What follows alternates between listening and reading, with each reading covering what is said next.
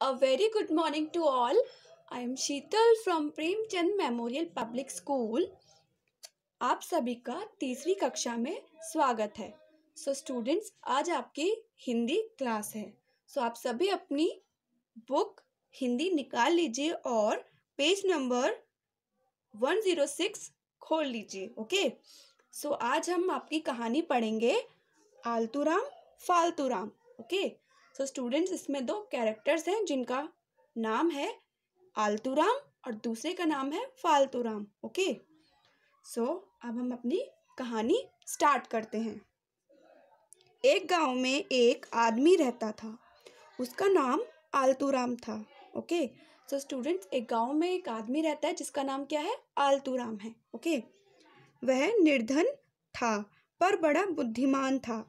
Students, निर्धन means गरीब। Okay, वो बहुत गरीब था पर बहुत बड़ा बुद्धिमान था। लेकिन क्या था? वो बहुत होशियार था। ठीक है, बुद्धिमान मीन्स समझदार था।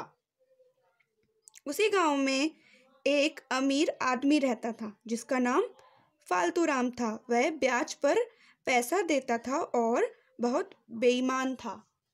स्टूडेंट्स, उसी गांव में एक और आदमी रहता है जिसका नाम होता है फालतूराम। ठीक है, और वो क्या करता है? दूसरों को अपने पैसे देता है ब्याज पर, मतलब इंटरेस्ट पर, कि अभी तो वो आपको कुछ पैसे देगा, लेकिन बाद में उस पैसे से थोड़ा ज़्यादा आपको वापस करने होंगे। ओके, और वो क्या करता था? बहुत बेईमान था।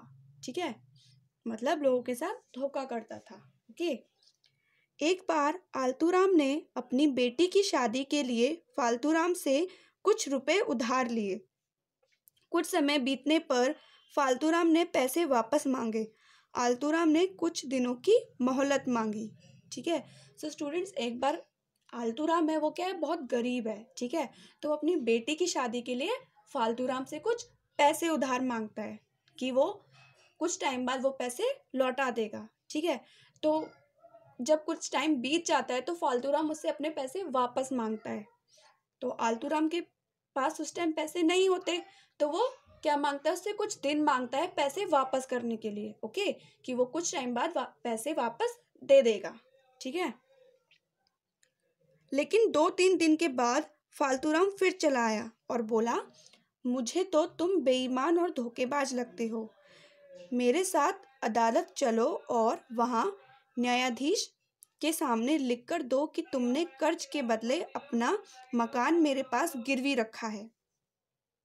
स्टूडेंट्स, अब फालतूराम है, वो क्या करता है? 2-3 दिन बाद आलतूराम के घर पर वापस जाता है। ठीक है, और उससे कहता है, मुझे तो तुम बेईमान लगते हो, धोखेबाज लगते हो, मतलब तुम मुझे मेरा पैसा वापस नहीं दोगे, तो इसलिए तुम क्या करो? अदालत चलो, मतलब तुम मेरे साथ कोर्ट चलो और वहाँ न्यायाधीश मीन्स जज। ओके, जज के सामने मुझे लिख कर दो कि तुमने पैसे उधार लिए हैं, कर्ज लिया है, उसके बदले तुम अपना घर गिरवी रख रहे हो। ओके, आलतूराम ने कहा, सेठ जी, मैं आपकी एक एक पाई चुका दूंगा, थोड़ा धीरज रखिए, मैं बेईमान नहीं हूँ।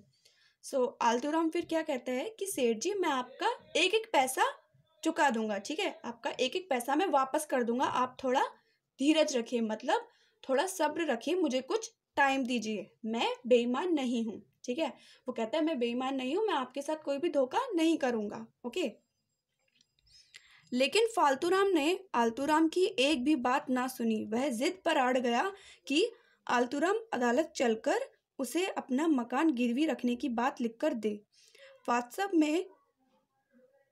वास्तव में उसके मकान पर फालतूराम की नीयत खराब हो गई थी। स्टूडेंट्स, फालतूराम क्या करता है?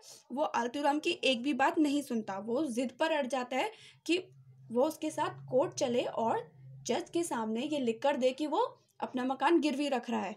स्टूडेंट्स, वास्तव में क्या होता है? जो फालतूराम है वो बेईमानी करना चाहता था, है ना? उसकी नज़र आलतूराम के घर पर थी कि वो किसी भी तरह उसका घर अपने पास गिरवी रख ले ताकि वो बाद में बेईमानी करके उसका घर ना लौटा पाए। ओके, आलतूराम ने उसे सबक सिखाने की एक युक्ति सोची और बोला, मैं अदालत चलने के लिए तैयार हूँ, मगर मेरे पास ना तो घोड़ा है, ना अच्छे कपड़े हैं, ना जूते हैं, ना ही पगड़ी है। तो फिर आलतूराम ने क्या किया, फालतूराम को सबक सिखाने की सोची। ठीक है, उसे एक युक्ति सोची, मतलब उसे एक आइडिया सोचा उसने। ओके, तो उसने क्या बोला कि मैं अदालत चलने के लिए तो तैयार हूँ, मैं कोर्ट जाने के लिए तैयार हूँ, लेकिन मेरे पास ना तो घोड़ा है, ना अच्छे कपड़े हैं, और ना जूते हैं, और ना ही मेरे पास पगड़ी है। ठीक है, अपनी चाल सफल होते देख फालतूराम ने कहा, मैं तुम्हें अपना घोड़ा, कपड़े, पगड़ी और जूते दे दूंगा, चलो जल्दी से तैयार हो जाओ। तो फालतूराम बहुत खुश हो जाता है कि अब तो ये अदालत चलने को तैयार है, और अब मैं क्या करूंगा, इसका घर अपने पास जब्त कर लूंगा, है ना। तो वो खुश होकर फालतूराम से कहता है, फालतूराम खुश होकर आलतूराम से कहता है कि ठीक है, मैं तुम्हें अपना घोड़ा, कपड़े, पगड़ी और जूते दे दूंगा, लेकिन तुम जल्दी तैयार होकर आ जाओ। ओके, दोनों तैयार होकर अदालत पहुंचे। अदालत में न्यायाधीश ने कहा, बताओ तुम्हारा क्या मामला है। अब दोनों तैयार होके अदालत पहुंच जाते हैं। ठीक है, मीन्स कोर्ट में पहुंच जाते हैं। उसके बाद जज जो होता है वहाँ का न्यायाधीश, वो पूछता है कि बताओ तुम्हारा क्या मामला है। ठीक है, आलतूराम बोला, साहब, फालतूराम अपना दिमागी संतुलन खो बैठा है। वह चाहता है कि मैं अपना मकान उसके नाम पर कर दूं। इसके लिए वह मुझे बार बार परेशान करता रहता है। तो अब आलतूराम क्या करता है, आलतूराम ने एक उसमें अपना दिमाग लगाया और क्या किया, फालतूराम को ही उसने वहां पर गुनहगार बता दिया। ठीक है, उसने कहा कि इसका दिमागी संतुलन ये खो बैठा है, और ये क्या चाहता है कि मैं अपना मकान इसके नाम कर दूं, जिसके लिए ये मुझे बार बार परेशान करता है। ठीक है, आलतूराम की बात सुनकर फालतूराम बौखला गया। बौखला गया मीन्स पागल सा हो गया वो। ठीक है, वह चिल्लाया, सीधे सीधे क्यों नहीं कहता कि तूने मुझसे कर्ज लिया है। जो आलतूराम की बात सुनकर फालतूराम क्या होता है, वो थोड़ा गुस्से में आ जाता है, पागल सा हो जाता है, और वो चिल्लाकर बोलता है कि तू सीधे सीधे क्यों नहीं कहता कि तूने मुझसे कर्ज लिया है। ठीक है, तूने मुझसे पैसे उधार लिए हैं। आलतूराम बोला, न्यायाधीश जी, फालतूराम पागल हो गया है। कभी कहता है मैं इसका कर्जदार हूँ, कभी कहता है मेरा मकान इसका है, यहाँ तक कि यह कहता है कि मेरा घोड़ा, कपड़े आदि भी इसके हैं।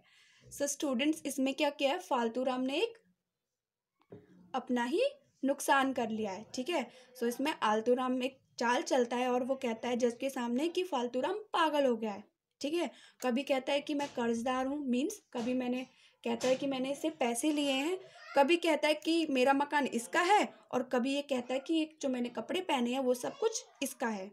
सो स्टूडेंट्स, वो होता तो फालतूराम का ही है, लेकिन आलतूराम क्या करता है, उसे झूठा ठहरा देता है ना। हाँ, यही सच है, यह सब भी मेरे हैं। जिस घोड़े पर बैठकर यह आया है वह मेरा है, इसके कपड़े, पगड़ी, जूते भी मेरे हैं, सब मेरे हैं, फालतूराम चीखते हुए बोला। अब फालतूराम क्या चीखते हुए बोलता है जज के सामने कि जिस घोड़े पर ये बैठ कर आया है वो भी मेरा है, इसके कपड़े, पगड़ी, जूते, ये सब कुछ क्या है, मेरा है। तो ये चिल्लाने लगता है। अब आगे देखिए, अब आप ही देख ले साहब, क्या मामला है, आलतूराम ने मुस्कुराते हुए कहा। अब आलतूराम ने मुस्कुराते हुए जज से कहा कि साहब देख लीजिए क्या मामला है। ठीक है, न्यायाधीश ने हंसते हुए फैसला सुनाया, लगता है सेठ फालतूराम पागल हो गया है, इसलिए इन्हें पागलखाने भेज दिया जाए। यह सुनकर बेईमान फालतूराम सिर पीट पीट कर रोने लगा। उसे उसकी बेईमानी की सजा मिल गई। सो स्टूडेंट्स, जो जज होते हैं वहाँ के, वो हंसते हुए कहते हैं कि लगता है जो सेठ फालतूराम है वो पागल हो गया है, और अब इसे क्या करो, पागलखाने भेज दो। ठीक है, सो स्टूडेंट्स, आलतूराम ने क्या किया, फालतूराम की चाल को उल्टा कर दिया। ओके, सो फालतूराम ने अपना ही नुकसान कर लिया, और ये सब सुनकर जो फालतूराम है बेईमान, वो सिर पीट पीट कर रोने लगता है, और क्या, उसे अपनी बेईमानी की सजा मिल गई। ओके, क्योंकि उसने बुरी नीयत से आलतूराम के घर को हथियाना चाहा था। ठीक है, सो स्टूडेंट्स, आई होप आप सभी को ये कहानी समझ आ गई होगी। सो स्टूडेंट्स, आपको इससे रिलेटेड असाइनमेंट दिया जाएगा जो आपको टाइम पर कंप्लीट करके सेंड करना है. Okay, so students, take care, have a nice day, thank you.